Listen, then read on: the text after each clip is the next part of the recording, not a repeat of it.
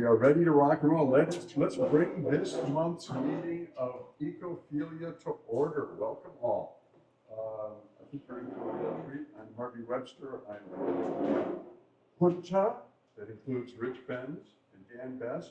And of course, Steve Madewell is our fearless leader, but after his car accident this summer, he was making progress and then apparently was having trouble formulating sentences and another air flight on a helicopter to a hospital when they discovered that he had apparently some blood pooling up, residual from his accident, from having an intimate experience with a semi-tractor trailer.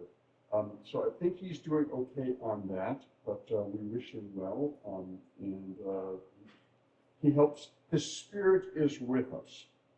Anyway, we are always looking for programs, so if you have an idea, in fact, we put it out there to the membership that if anybody would like to do a program, we would love to hear from you. And so Anne has actually agreed to give a program on permafrost. That'll be our December Ecophilia program.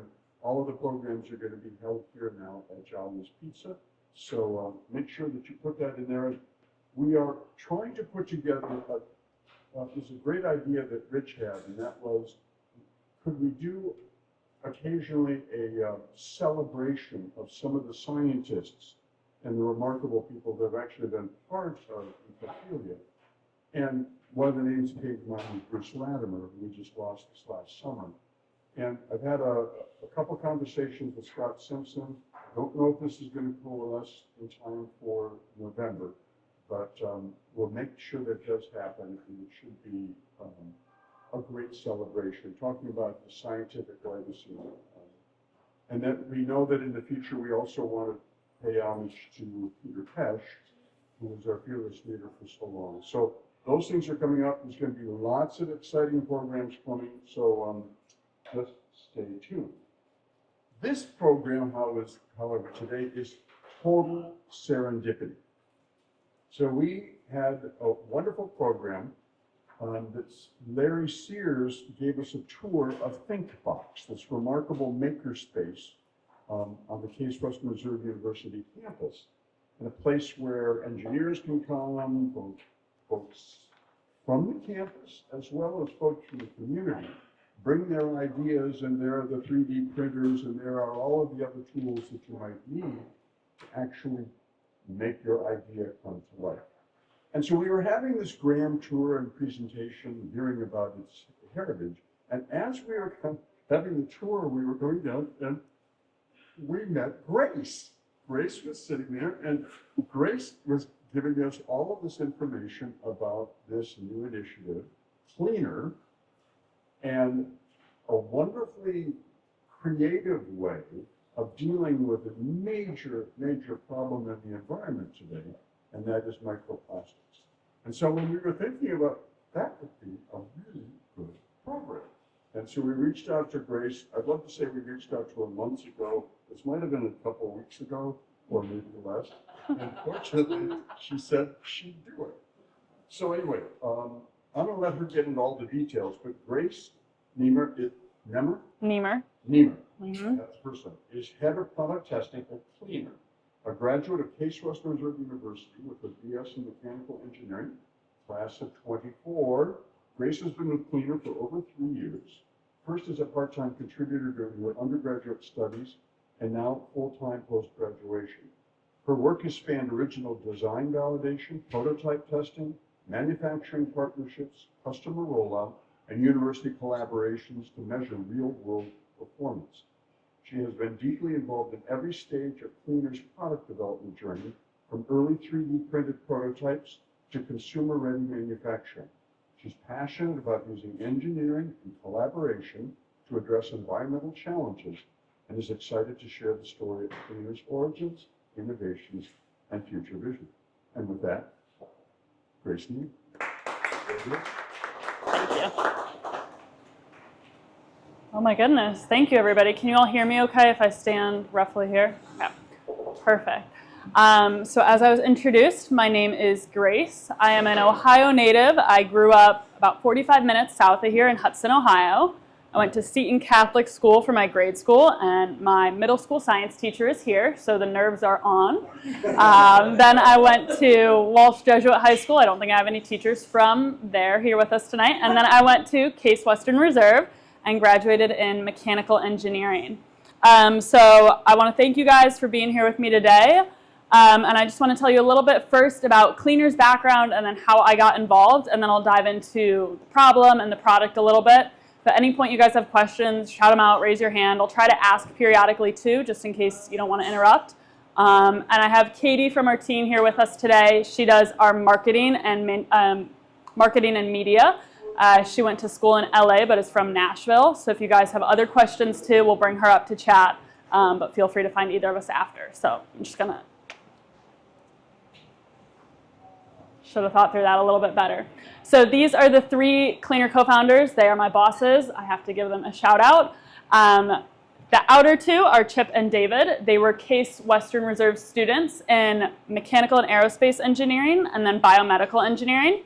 And in the middle we have Max, who is chemical engineering. So a nice variety of the engineering here. And after Max graduated, Chip and David were about to start their senior years the summer before. And Max had been working on a project with another company where he was looking at end of life for certain packaging of products. And they were saying, is it better to package in plastic or in paper? I'm sure we all have our thoughts on that. And one of the ideas that he brought up was, what happens if it gets littered?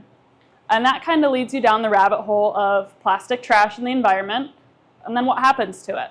So that's how Max jumped into microplastics, which a quick Google later, remember this was about 3 or 4 years ago, that's where you see that laundry is actually the #1 contributor to microplastic pollution. So step one was, is that actually true? So what they did is the three of them met up and put a red Solo cup cut with a piece of mesh or weaving on the end of it and put it on the washing machine. And we're like, let's see what we catch. We should be able to see it, right? They ended up flooding Max's apartment at the time with that issue. But surely they did see the microplastics. So much so, right, that first filter, that first CLEANR filter, clogged. So after they were working there for the summer, that's kind of where I got involved. So I knew David and Chip through mutual friends. And I was like, this sounds really cool. Let me come check out the lab. I'd love to see what you're doing. It was in my calendar as, let's go check out CLEANR, lab visit. I think it was one of the first days of classes of my junior year. And I showed up and I see the lab a little bit. They have a few washing machines. I'm chatting, I'm joking around. They're my friends. I'm on my way to class. And they'll all of a sudden grab these notebooks and go to the back room and they're like, come talk to us for a second. And they sit down in a row across from me and open their notebooks. And they're like, so, can you tell us a little bit about your engineering background? And it turns out I was being interviewed. Didn't know it. Think I did okay. Got the job. And that's how I got involved with CLEANR. So I worked part-time during my junior year on top of classes, worked that entire full-time summer after junior year, and that's kind of where I fell in love with it. And then senior year was more classes in CLEANR, a little bit more CLEANR and less classes than I probably should admit, but really fell in love with what we were doing, and now am the head of product testing. So I'm going to jump now into microplastics and where they come from and kind of how they're a problem. But any questions about me that I can answer before we get personal with the microplastics? Perfect. So I'm sure you all have seen on the media, but microplastics are being found pretty much everywhere you can think of. Some of the scariest places are in fresh fallen snow or the deepest point in the ocean. And it's kind of the question of, how'd they get there and what are we doing about it? So when we started CLEANR and when we got involved, one of the first things we usually do when we're giving a 30-second pitch is, what do you know about microplastics? And at first, most people were saying, I don't know, sounds like a small plastic, don't know where they come from, is it an issue? And now, 2 or 3 years later, we're starting to hear, oh, I read an article about that yesterday, or didn't they find microplastics in blood? So it's been really great and empowering to see the education and knowledge that's starting to come with microplastics. But as I'm sure you all can see, pretty much found everywhere. Any microplastic articles that you all have read recently that have been particularly scary? Anything you guys are finding? Yeah. Pretty much everything. Yeah. You get a spoonful in your brain. Mm-hmm. Plastic spoons worth, yeah. Exactly. The toothbrush. I have to wear a plastic night guard every night. It's because I grind my teeth, so of course I'm grinding on the plastic. So do you wear your night guard? Yeah. Yeah, I think my dentist would be pretty upset if I didn't.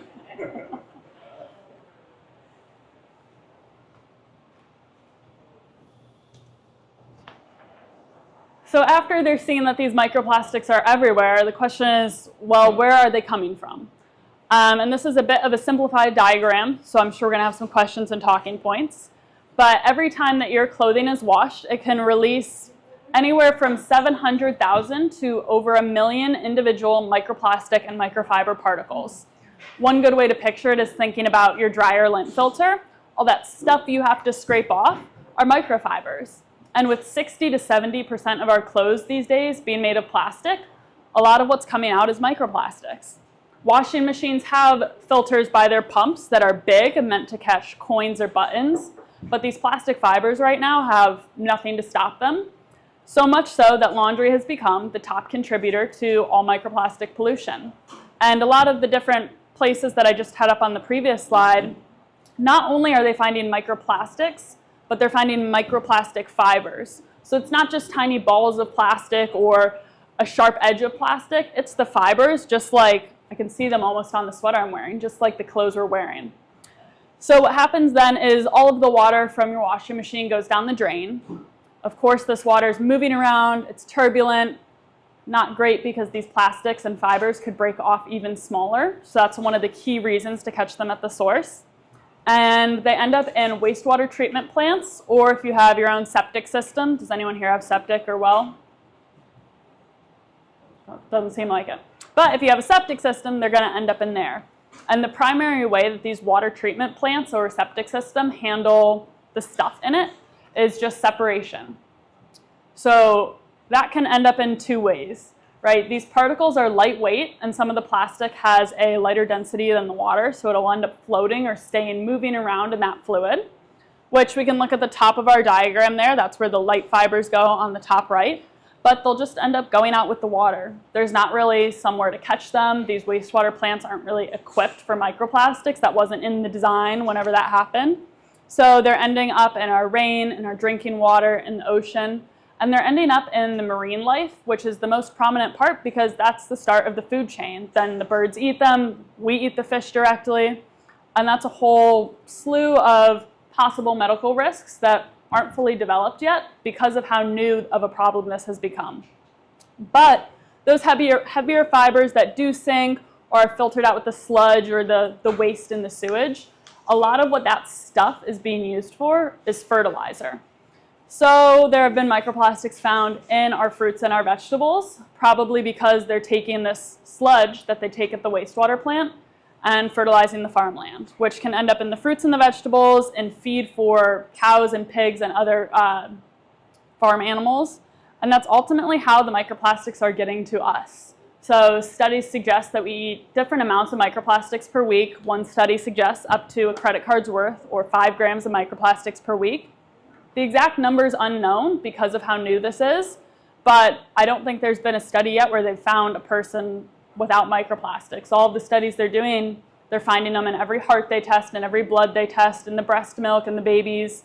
And it has been linked to different health conditions. It's been linked to heart disease. It's been linked to neurological disorders, but there's not really been a causation yet. I just know I don't want plastic in what I eat. So are there any questions about this diagram or the flow? Yeah. So, did you guys try to figure out how much comes off in the washing process versus, say, the drying when you use the dryer? Mm-hmm. So we haven't done too much of weighing dryer lint yet, but our CLEANR filter has a collection pod unit, and we do very typically dehydrate these to remove the water weight and then weigh them before and after testing. So the typical number we use is 0.3 grams of fiber per load is coming off your clothes. In the wash part. In the wash. In the dry, we haven't really weighed that as much. It'd be interesting to look at that a little bit. Mm-hmm. The other thing that is, like one thing I do is, I know this, you still need a cleaner, so. Yeah, you do. But one thing I wonder about is like also what can you do to help people perhaps take steps to reduce the amount that's coming off of the clothing. So for example, if you wash things at higher temperatures, especially if they're synthetics, and then you get cross-linking in the synthetics, the plastic fibers basically. Yeah. So you might get more fibers coming off. Exactly. And then Yeah. also the drying cycle, like are you drying low on air fluff, or are you drying on a higher setting and just really building down the temperature in the drying process? That's gonna, I feel like it's gonna generate more fibers possibly. Yeah, I would agree with Maybe that. some procedural stuff you could help people with, like Yeah, we just. or something that would reduce the output of microfiber, the infection microfiber. Yeah, we haven't personally done those studies, but there are a few published articles out there. We took one of them and kind of rewrote it into simpler language that's on our website actually, exactly about what you're talking about what can I do at home to reduce this. So in your washing machine process, the type of washing machine that you have actually will affect how much your clothes shed. So top loaders have a central agitator down the middle, and that's really harsh on your clothes and creates more shed as opposed to front load. As you said, hot water is going to shed more than cold water. Another thing is liquid detergent versus powder detergent. It's kind of a trade-off there because the liquid detergent comes in the plastic bottle, but it's less abrasive on your clothes. Whereas powder detergent might create more microplastic shed, but usually it's in that cardboard box. So it's kind of one of those things that you have to weigh off.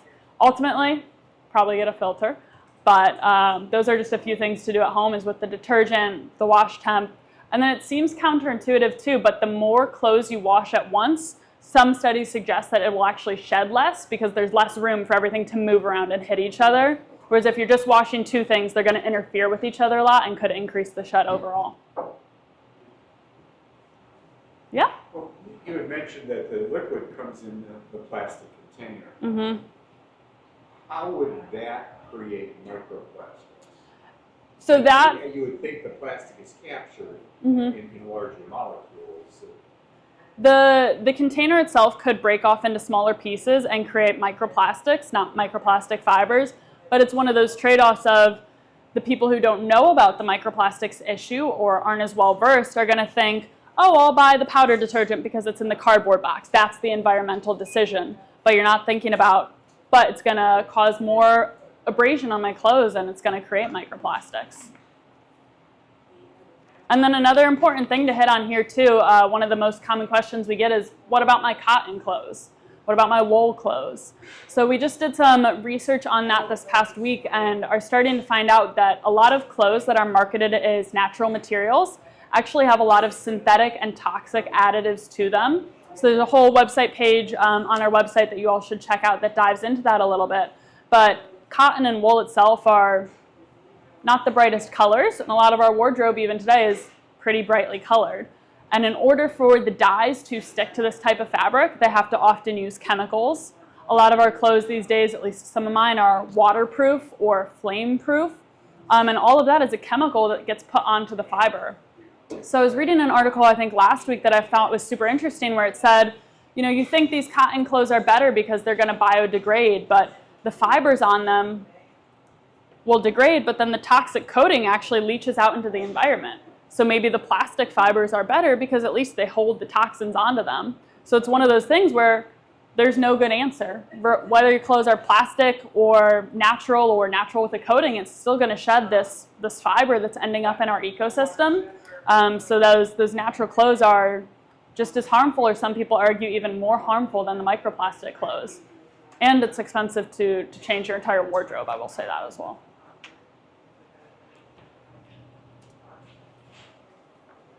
So that is ultimately how we got started with CLEANR, was Max saw the problem, did a quick test in his home, and we saw the research.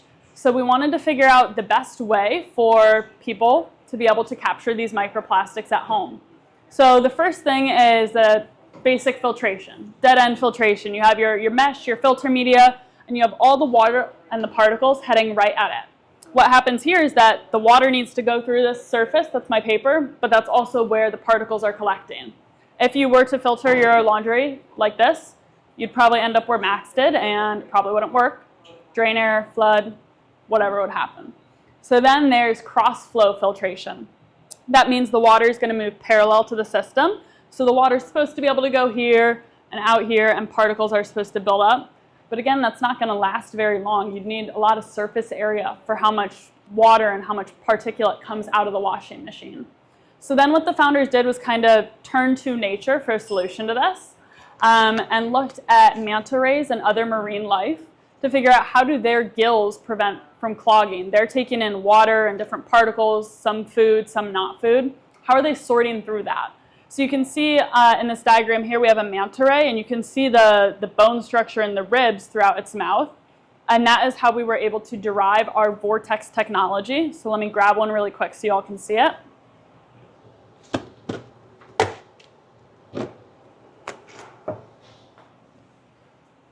So this is what we ended up with in our current filter. This is the CLEANR VORTX. So how this works is it sits in that mesh sleeve I just took off, but the water enters over here, and because of fluid dynamics, the water will hit a rib that it sees and start spinning around. And it forms a continuous vortex that spins and spins and spins all the way to the end. This has a few different purposes. First, as the water is spinning, these particles are staying suspended and traveling to one central collection area. This water is also spinning and scraping off the mesh on its side, so it's got self-cleaning properties. So 90% of the clean filtered water is able to leave through this mesh, whereas the other 10% of that water carries the majority of the particles down to one central collection point. Now, the cool thing about this is it has nothing to do with washing machines or microplastics. So there are ways for us to make it bigger or smaller, or filter other things that you might have interest in. One of my first projects at CLEANR, we called it Development Friday, was actually to look at what's called the Raker reduction ratio on this and see if the height of the rib and how far in the rib went mattered. And we wanted to change it, I think, like a millimeter, maybe 2, and spent weeks making sure that this geometry was still going to work. And now we've been able to successfully patent this, and this is what drives our filter. And we've since been able to see it bigger. I've seen one about this small as well. Any questions on the VORTX? Is it also plastic? Right now, our external filter is made of plastic. Our hope is to be able to move this to recycled plastic one day. But in order to do kind of the fastest and quickest and most cost-effective thing to get it out there, at least at low scale, is make it of plastic. Yeah. Mm-hmm. So you have the bag that goes around it or something? Yeah. So this is a stainless steel mesh sleeve that sits around here. Almost like a coffee filter. Mm-hmm. And so then it spins and it goes past it and it secures the filter. Yeah, A lot more surface area in the filter. Exactly. A lot of the particles that would typically clog this material are able to stay suspended in the spinning water and end up in a collection unit over here that I haven't yet pulled out. So this mesh can self-clean. It's horizontal for this case, so that it's fully submerged. That helps the vortices form better. Awesome. So ultimately, we ended up at our CLEANR filter. I think I'm going to try to now take this microphone and walk you guys through the device a little bit. If this gets too engineering heavy, please let me know.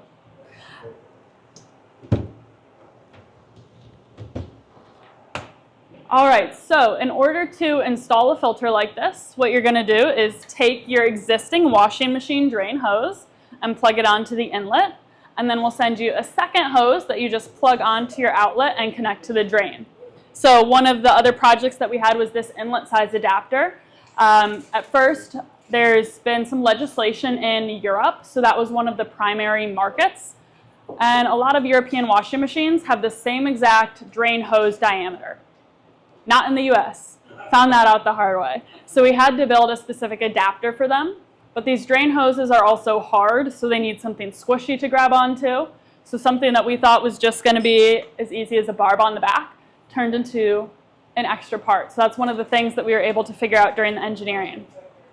Then when you're working with washing machine manufacturers, which we've been in conversation with, I'll talk about that a little bit at the end, you find out that they don't want service calls, they don't want to break their washing machine.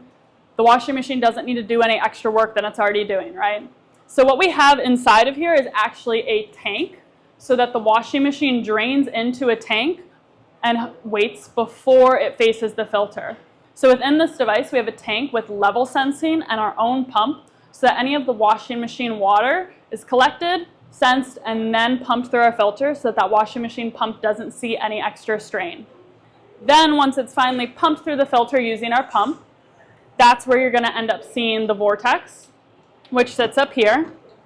And then as I mentioned, at the end of the VORTX, that's where the majority of the particles get sent to with that clean water. So they collect in this central unit right here. So this is our canister that holds our cleaner pod. So this is what we designed to be as easy as possible for you, the consumer, to take care of. We originally did have a reusable component here. That was one of my first few weeks at the lab. We were testing the reusable component, and it was around the fall, and we were testing it with sand and dirt, and I think at one point I had to go to the ThinkBox maintenance closet and take a vacuum bag out of a vacuum because one of the tests was requiring vacuum dust. So we were testing this collection unit with that, and because it was fall, we kind of called it the witch's brew. And as we were cleaning it out, because it was a little metal cup, we were like, this is disgusting. No one's going to do this. I don't want to do it. There's no way we can make customers do this. And so we kind of did some studies on it and found that most people who saw the cup, and what comes out is disgusting, right? It's your dirty laundry. We're going to take it to the sink and wanted to wash it with water in order for it to be clean. It's like, well, what are you even filtering it for then, right? And that temptation's there. It's like, well, I did my best. I caught as many as I could. So we really wanted to make this foolproof. So this is the cleaner pod. All you have to do is take it out, toss it in the trash, and put a new one in. Before you ask about the trash, that is one of our most common questions. Step one is definitely the landfill. The microplastics can cause the most harm when they're in the water, breaking down further, ending up in our food chain. The landfill has multiple layers of sand and clay and different membranes. So the landfills in the US as a developed country are closed loop. So once it goes in, it stays in there. That's exactly where our dryer lint is ending up right now. However, we are working with a partner to develop a better end-of-life solution for the pod as well. But for now, the pod is tossed in the trash and you put a new one in. It takes less than 30 seconds. It's faster for me to do than cleaning my dryer lint filter. And you only have to do this process about every 5 loads, or for a typical household, I would advertise about once a week. And we have these indication lights here on the front of the filter that light up to let you know when it's time to maintenance something. And then we also have a CLEANR smart app on your phone, so it will ping you when it's time to clean something. Even better, on that app, we have an estimation screen where you can see approximately how many microplastics that you've captured based on the loads of laundry you've done. So you're able to see also the exact impact that you are making with your CLEANR filter.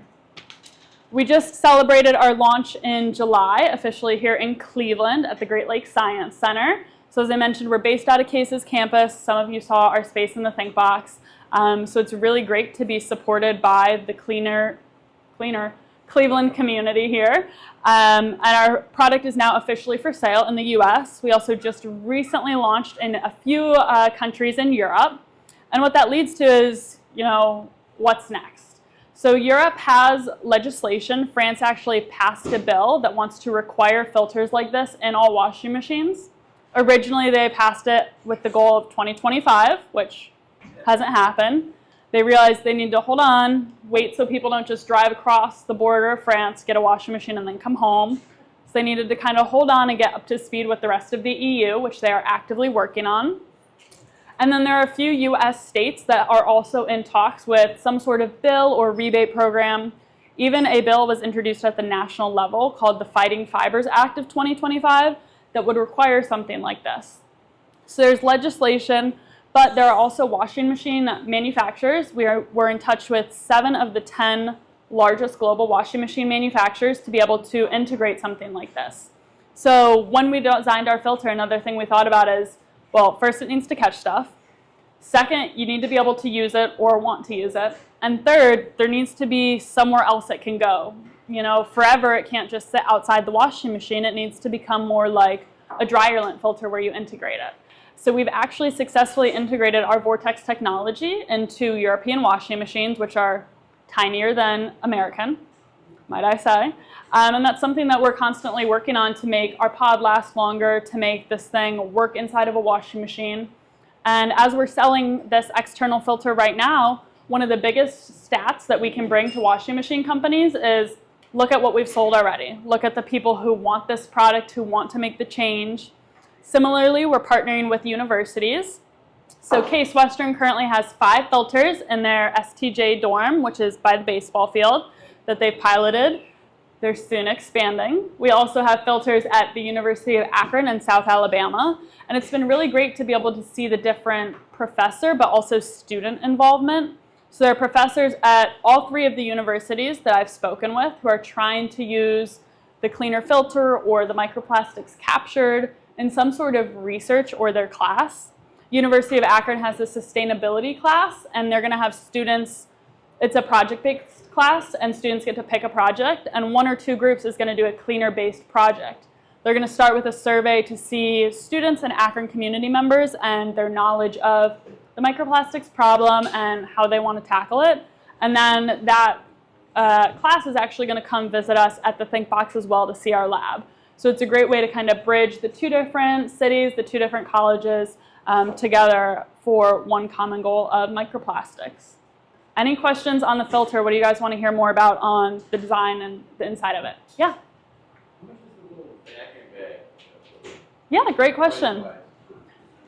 So right now we have 2 pricing models on our website. The first, you could just buy this entire filter as is for $299, and with that you'll get 10 pods, so about 50 loads of laundry worth.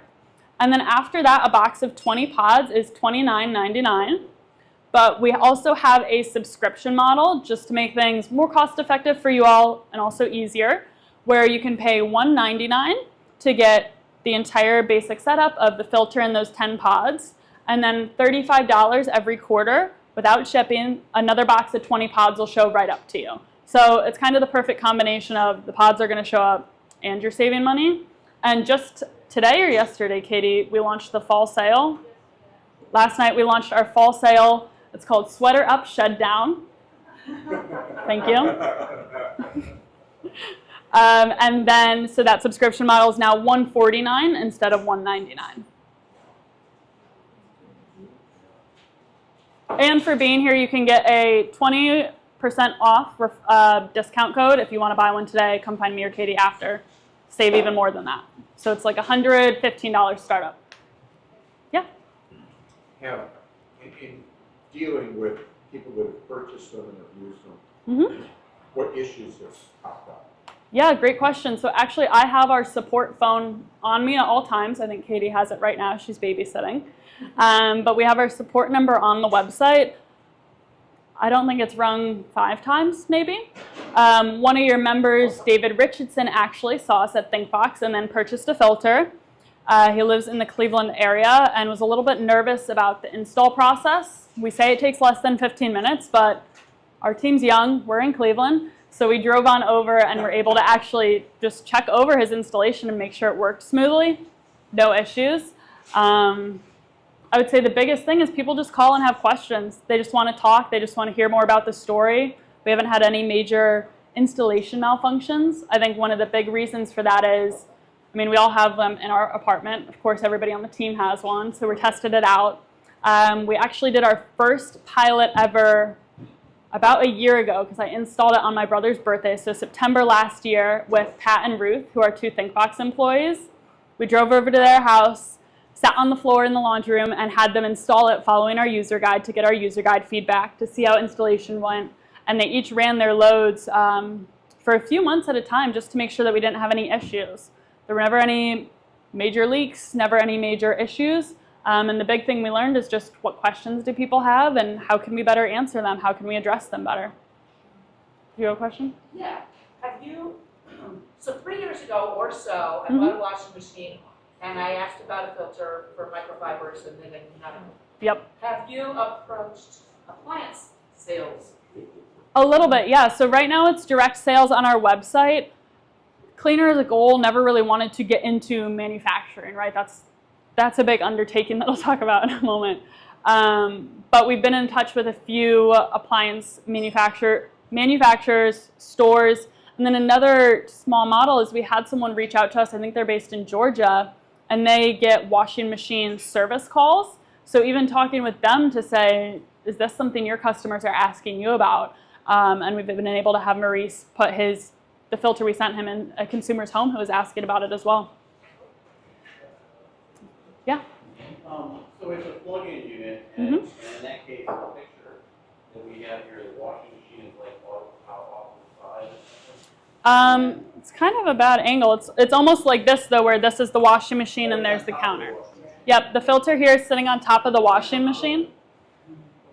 Yep, go ahead. It's electrical connection.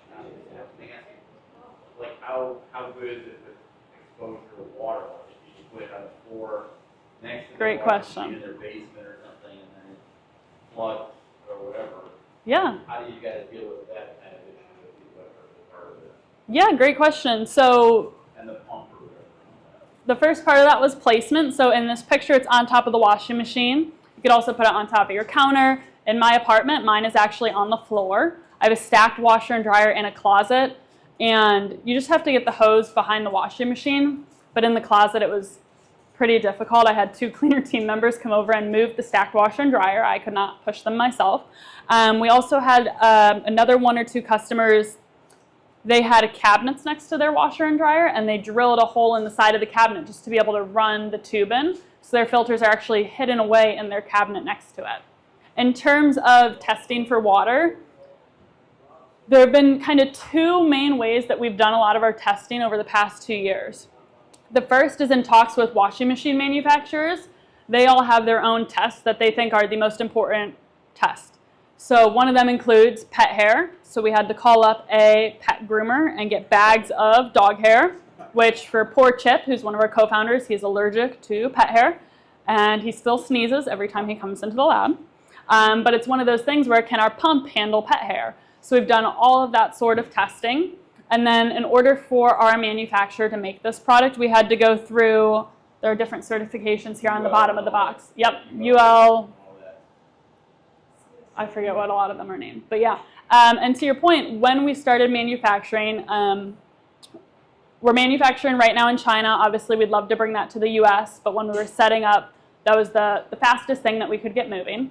But our co-founder, David, who was in charge of manufacturing, was in China for months at a time by himself. So I ended up flying over to China with him to meet with our manufacturer for about 3 to 4 weeks. And ahead of our manufacturing, with my role in testing, I was thinking a lot about what do they need to test.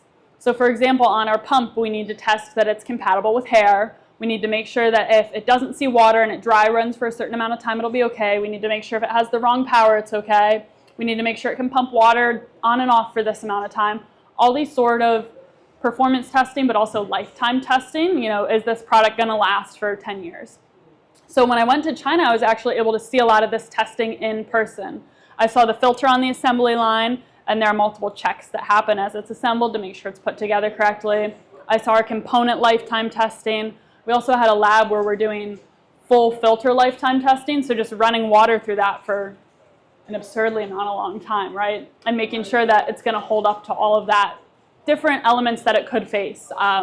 If it's sitting in the cold and then you thaw it out and then you plug it in, is it okay? All of those sort of things were the questions that we're super fortunate to have advisors on our CLEANR team to guide us through. Our manufacturers, very well experienced. They do a lot of vacuum cleaners and coffee makers for a lot of big brands. Just to hit, you know, the washing machine testing, the certification testing, and then make sure that our filter is going to last. When this is hooked to the washer, you haven't found any strain on the washer itself, the pump or anything like that? Correct. So some washing machines have a bigger drain hose than our inlet, so it does kind of have that little bit of reduction.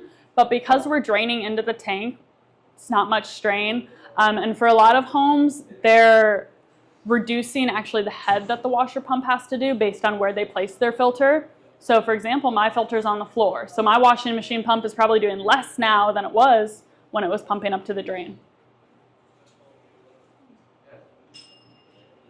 Mm-hmm. Yeah. How are you guys are all engineers, problem solvers. You come up with this, very elegant solution for a very real world problem. But now you're trying to bring a product to market. Now you're transitioning to, channeling your inner entrepreneurial spirit. Yeah. How do you find that? Do you find that challenging and rewarding, or do you feel like, I'm an engineer? We're solving problems. We've solved this problem. Someone else should be. Marketing is a whole other problem, let me tell you. So Katie here with us helps with our marketing and media, but we're a very small company. There are about 8 people, so we all have many hats. So while my title is head of product testing, I'm also helping Katie with marketing every single day.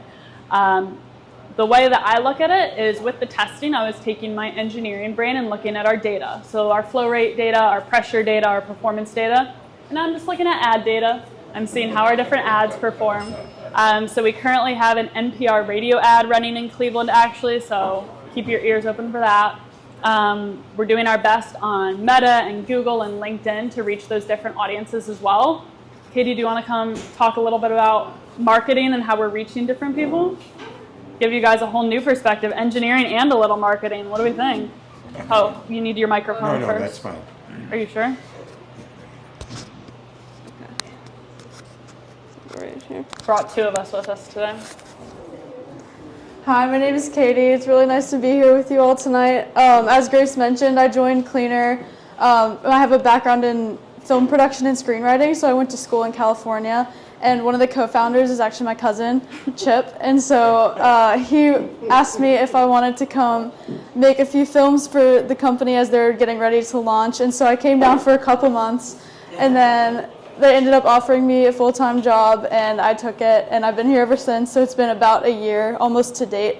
And so lately we've been really working on learning a lot about marketing because I went to school for film and Grace went to school for engineering, and we're all very interested in solving problems and creating captivating media, and now we're just learning about how to create things that will apply to other people and really hit them where their interests are. So right now we're working on some digital advertising, making videos about the filter and trying to see if people are interested in the health angle or in the environment angle, or we recently started targeting people with septic tanks because it's even worse for them because it can clog their septic tank and cause high maintenance, high cost maintenance issues. And also if you have a well, it can resurface back into or recirculate back into your water that you're drinking and showering and cooking with. So we're just learning about the different types of interests and pain points that people have that would cause them to be interested in the filter. We're also redeveloping our website. So we took these pictures and have had a lot of support from people in the area. So this is like one of my friends that lives in my apartment building and her daughter. We got the other co-founder's barber brought his kids in and his wife. And so as you look at the website, you can see she's so cute. She was really great. She did not cry once. She was just playing with all the towels and playing with the filter. So it was a great time. Is there anything else?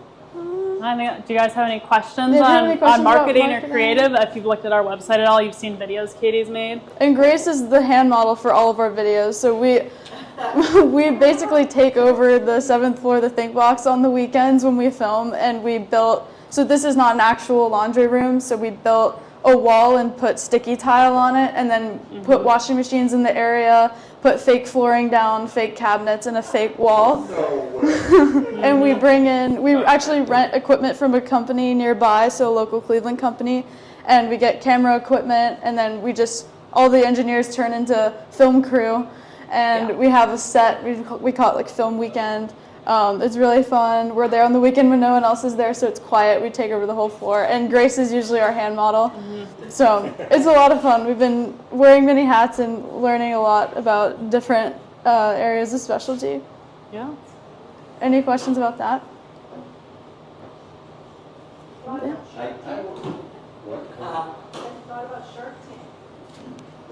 We've been fortunate enough to raise a lot of our fund right now through a SAFE, so different family and friends.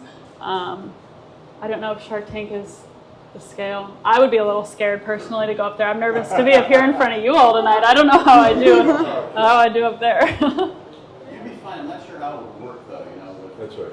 Yeah. You know, they like to get a big percentage of the equity and not give you that much money or maybe a royalty or whatever. Exactly. They're sharky. Yeah, they're sharks. Yeah. Well, this is obviously a perfect example of biomimicry. Mm-hmm. And Akron has the Institute of Biomimicry. Exactly. And it's global. I mean, it's all over. And people come from all over the world to take courses on biomimicry from the University of Akron. Mm-hmm. Have you been in touch with them? Because this is a perfect example. Yeah. That not only biomimicry, but how you can then expand it into a saleable product. Exactly. Yeah, we have 5 filters at the University of Akron right now in their honors dorm that they're piloting, and then there's a professor there who's in bioscience, and who's teaching a sustainability class. I'm in contact with him every week, every other week, and he's bringing some of his class to ThinkBox. So that's how we kind of got connected with them. Is some Akron professors were at ThinkBox for a tour, and when they heard biomimicry, just like you said, that's what they know. So it was a perfect match. Now, are you aware of any competition? There is competition. There are other washing machine microplastic filters on the market. As I mentioned, the 3 things that we're focused on are what can we filter, how easy is it to clean, and then can we integrate it? I would say that some of the other solutions out there, I don't know if they can integrate into washing machines, which means how are they going to scale long term? Our filtration efficiency was validated by an independent nonprofit in Maine called the Shaw Institute. They flew out to Cleveland. I helped show them our process. We ran the tests together to make sure that we're capturing stuff. And then the pod is really also what sets us apart. Is when you see what comes out of here, you really don't want to touch it, I promise. I actually have a microscope picture here. This is my clothing. I can tell because the big fiber in the middle is orange, and orange is my favorite color. This is a not very orange outfit, so a bad demonstration. But this is super zoomed in, and if you go out, it just looks gray and brown and dirty. So the pod is what sets us apart. You're not going to want to scrub this with a toothbrush every 5 loads. You just want to toss it out and be done with it. When you got alarms going off and you're late to a meeting and you have a ton of other things to do, you know, this needs to be the filter that you forget about it, do something really quickly, know you're making a difference, and move on. It shouldn't be a big time spend. What's the pod made of? Right now it is made of plastic. Again, that's one of the things we're working on, and that's why we're working with a partner for a recycling program. Household recycling, unfortunately, isn't an option because of all the dirt and bio stuff on it, and the fact that clothing is tons of different materials just combined together. Mm-hmm. Sometimes how you have to scale a coffee machine. Mm-hmm. Do you have to do any sort of maintenance with this little machine to Good question. build up? Yeah, good question. So it's fortunate for us, but washing machines actually recommend that you clean them once a month and run a cleaning cycle. So whenever you do that on your washing machine, I actually do once a month. I know a lot of other people don't. It does the same thing of kind of cleaning your filter. Because your washing machine is supposed to use hot water, we can tell people to go ahead and pop the VORTX out if you feel like that component needs a little extra clean, just to really make sure the water gets in there. But then otherwise, the filters at the K-Storm, for example, those get pretty gross. It's student laundry. So just to make sure it's okay for us to touch, sometimes we'll just go pour a little bleach in there, make sure it stays nice and clean. Do you have them installed in the K-Storms? We have 5 in STJ right now. We've had those installed since spring of last year, actually, so they've been going strong for a while, but expanding very soon. Mm-hmm. Did you leave any room in the machine to make that bag more than 5 loads? Because honestly, I feel like that might be a real consumer pain point. Yeah. Is that they're like, okay, I'll spend the money for the machine, I'll do that, I want to participate, but every 5 loads, even though it's still, you know, Mm-hmm. I know that, like, you know, if you look at vacuum cleaners, it's a little bit of an analogy. You know, so many people wanted the ones that spun stuff out, Mm-hmm. and didn't have bags. They're very sensitive to bag costs. Yeah. So you kind of that bag cost, and also how often do you have to change it.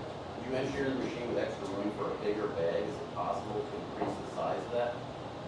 For you- Also, 5 loads if you have a family, that you'd be amazed how many loads people are rushing. Yeah. Few points to that. So the vacuum is kind of where we started actually. We just found the biggest difference was the dry stuff you can just dump and it's going to come out. The wet stuff won't.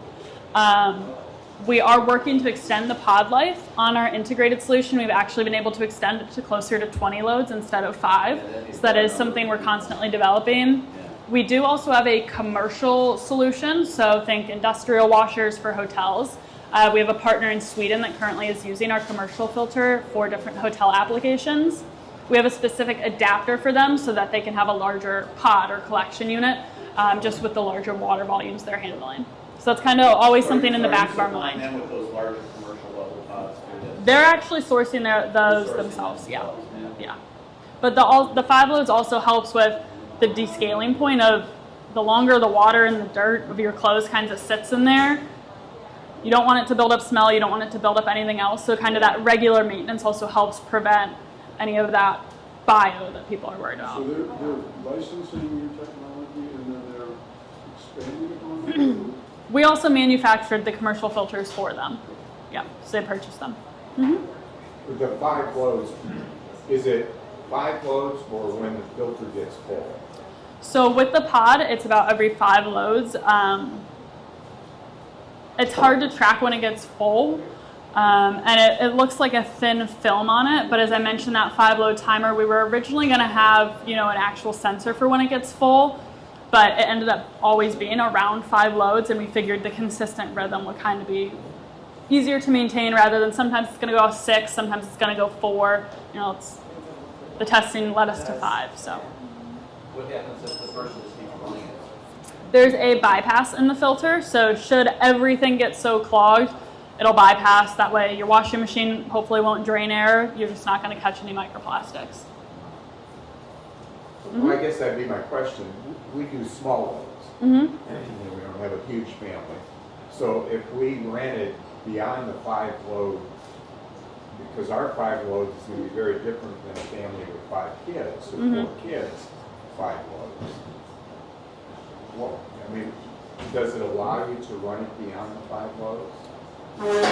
You can run it. I can't recommend that. Okay. I'll say I that. understand. But to what I said earlier too, the smaller loads sometimes shed more often than the bigger loads because there's that interaction.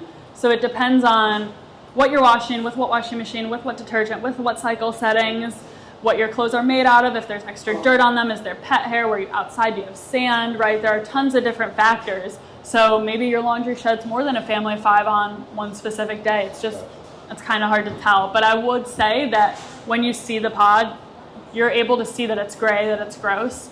And one of the things is if you, let's say you get a filter, you put it in your home, if you want to mail us your pod, we'll send you a microscope picture like this of exactly what your pod is catching too. Obviously I did that with my filter. I had a consumer call me the other week who heard about us on the radio. I was talking to her and she wanted to see her pod under the microscope. So really cool opportunity. I have to do that tomorrow. And then I just have, I think, 2 more quick slides here. So on our website, we just have our new, what page is this? The environmental page. But we have a calculate your impact. So another one of the questions is, does me having this filter really make a difference? And I just want to clarify, yes, it does. I welcome you all to go mess around with this counter on our website, but see how many microplastics are coming from your laundry. So family of 5 or 1 pod can be 400 million microplastics in a year, which is over 5,000 gallons of water and 15 credit cards worth of microplastics. So that's one of the analogies we use a lot is credit cards, because we all know what a credit card looks like, we all know how it feels. So imagine 15 credit cards of just microplastics dissolving into the water, and that's what one person with 1 filter could stop. And on a bigger scale, as I mentioned, we have our university programs. So it's cut off a little bit there at the top, but for 100 washing machines at one university in a semester could capture over 79 billion microplastics from going into the water. Not a year, just a semester. So that's why we're really excited to be working with universities and to hopefully implement larger scale change with programs like this. And are you finding that universities are receptive to that? And first of all, is CASE university? CASE is a fabulous supporter. Yeah, we're working to expand the program with them actively. In terms of other universities, I think they're all excited about it. They all know the problem exists. Yeah. The hardest part is getting in touch with the right people who can make the change happen. So if you have university contacts, don't forget about it. But yeah, it's been great to see the professors and students excited about it and get involved as well. Mm-hmm. Last question. How big is your team, and like, what's the composition? Yeah. And are you hiring? So right now there are 8 of us. We have the 3 co-founders, me and Katie, that's 5. We are fortunate enough as well to have Sean, who's worked with a washing machine manufacturer for 20 or 30 years, who's now on our team. We have Daniela as one of our engineers. She graduated from Ohio State recently. And then we have Alan, who's actually a part-time CASE student actively. He's been working with us for a few years, just took his LSAT and hoping to go to law school.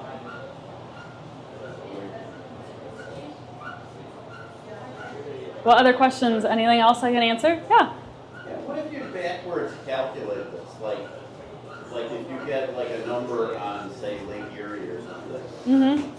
where they say the volume of microplastics per unit of the lake is this. Yeah. That would be interesting. We should do You that. know, and then you try to and then you start comparing it to, Mm-hmm. and also Yeah, see that's a if great that point. makes sense if you have a certain population of washing machines that aren't on septic. You could probably come up with a number Yeah. or two, Yeah, that's definitely because. and then how much of that problem might be from that. Of course, in Lake Erie, 90% of the water is coming across streams. You got Detroit Mm-hmm. and Lake Superior, Michigan, and Huron. Yeah. You're getting your microplastics. Well, we are. Yeah, we are to some degree, obviously. I don't know. Yeah. But that's an interesting question too. Is this technology, I mean, could you ramp it up almost on an industrial level to capture the microplastics in the effluent from a big wastewater treatment? We could definitely. Our VORTX could scale up. One of the important things about having it on a washing machine at home is that as soon as they leave that washing machine, they're at risk of breaking down even smaller. And when the microplastic turns to nanoplastic, it's a lot harder to catch. It clogs a lot faster. The guys at the sewer district, it's unbelievable what they do now. I mean, they have all these bacteria, and they bring in literally everything that's coming down your drain. And they bring it in, and they digest it, and then they take the bacteria, and it's insane what they're trying to deal with to clean the water. So just stick some filter in there just to catch I mean, they're very significant, but I don't know, it's like a last step. I don't know if the microplastics, I don't know how much the microplastics makes it through that. I guess obviously it does.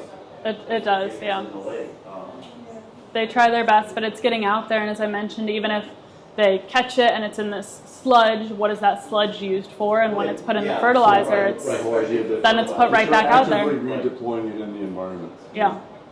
And it's probably smaller at that point because it's broken down. Right. It's directly by the crops. It's directly by the farm life. Yeah. And they end up incinerating a percentage of it too.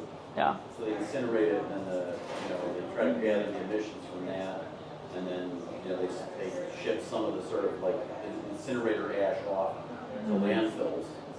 Yeah. But by then you're trying to solve like every problem of everything that goes into the waste stream. And try it at that end. That's the Yeah. thing. Any other questions I can answer for you guys before I wrap up? Hey guys, give it up for Grace.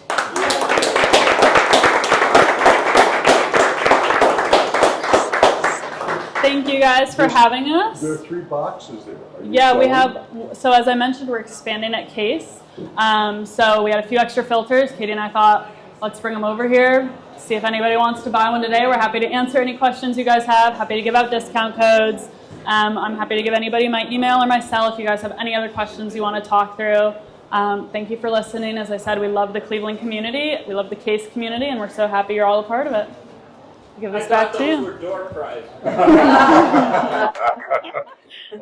Give it up again for Grace. That was a fabulous story. Thank you very much.